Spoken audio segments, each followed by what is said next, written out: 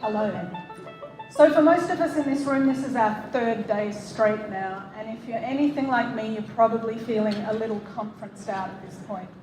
So I thought now would be a great time to play a round of buzzword bingo. On the screen behind me, you are going to see a list of 9 of the most overused, wanky educational buzzwords I could think of. If you're a note taker, what I'd like you to do is draw yourself up a 3x3 grid now and put these words on it in no particular order. If you hear me use one of these words in the course of my talk or a derivative of, cross it off. And just like in regular bingo, if you get a line of 3 words crossed off, you're encouraged to yell out bingo. Once someone has bingo, the game is over and you actually have to keep listening at that point. And disclaimer, there are no prizes for the winner. Especially, I'm not giving away my iPad. Anyway, so what is it about these words that makes us hear nails down a blackboard when we hear them? Surely it's not because there is somehow bad concepts or detrimental to teaching and learning. No, we hate these words because they're ill-used in education. They've been overused and abused. And you may even have your own personal favourite that's not on this list. And I could talk about any one of them, but let's look at innovation. 90% of the teachers in this room will cringe at the mention of this word. And the other 10% are too busy crossing off their first bingo word. How many PDs have we had to sit through where there's some tool with an iPad telling us how he's going to revolutionise our classrooms with the latest app? We sit there and we think, well, that's great, Steve. But is that actually going to improve the reading and the spelling and grammar of my Year 9s? Or get my Year 11s to actually finish the book Thief? The short answer is no. The long answer is no. Piss off, Steve. We don't care. Now, BYOD is not all bad, but don't try and convince me that social media has a place in my classroom. It doesn't, Steve. Innovation has been abused by the pedagogically challenged. And innovation, in the truest sense of the word, is merely a renewing or a restoring. It's adding something original or adapting an existing practice. And guess what? We do this all the time. Every time something's not working in our classrooms, and I'm not referring to Jaden who sits in the back row and plays with a fidget spinner. Every time something's not working in our classroom, we make changes to our practice. That's all innovation is.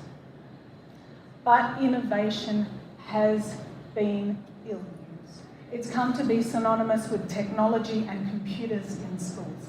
It's come to mean anything new. Well, I hate to break it to you, but computers aren't new. Our students have grown up with computers as part of their lives. They're digital natives, remember. Doesn't mean they know how to use it competently, though. Let me show you some emails my Year 12s have sent me. I give you Exhibit A. Thanks, miss, you're hectic. Now, while the sentiment of this email is kind of sweet, I think I'll let you identify the errors in its delivery. Exhibit B. Sorry, Mrs. Hall. Just occurred to me I wasn't at school today. At 8 p.m. at night, he's sharp as a tack this time. So I'm not sure who I should send this in to. Well, he probably should have sent it to his English teacher, not me, and he should have attached something to the email. Now I've had to find some innovative ways to respond to these diabolical emails.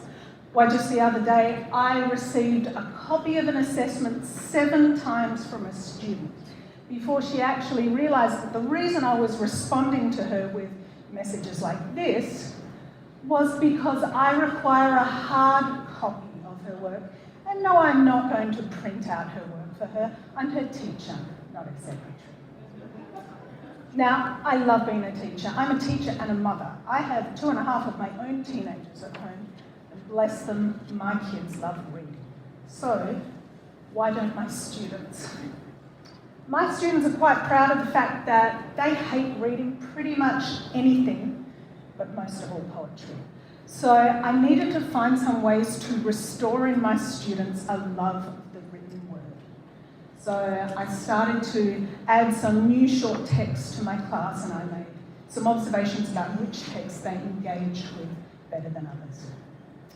What I discovered was that my students liked texts that were true. Whether this was because it was actually a non-fiction text, or that they saw something authentic in a fictional character or a voice, they needed to feel that there was truth in the text. The beauty of this was that once they'd identified or connected with that truth, they were more willing to persist with the challenge of learning. And I'll be honest, not all teenagers have a growth mindset. They work under the assumption that in order for learning to occur, things have to be F-U-N, fun, all the time. We know that this isn't always true. Learning is a process. It takes a lot of time, a lot of persistence, a lot of practice, and a lot of repetition. It's nice if it's fun, but it's not always fun. So in short, the outcome of my recent attempts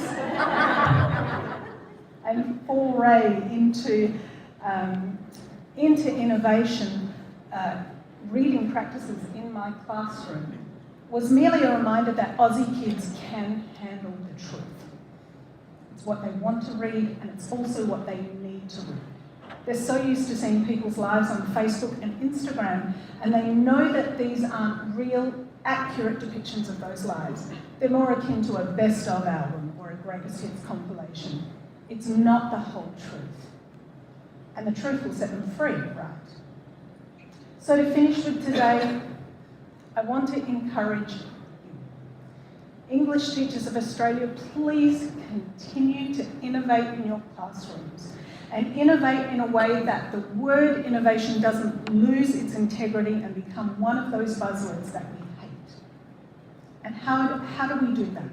We do this each and every day. Paper and pen is all we need. It's retro after all. We read our students passages of truth, and we give them plenty of time to write and to contemplate, because that's what the basics of English and literature come back to. So please continue to just foster that love of reading and writing in your classroom, because that's the only innovation that our 21st century learners need.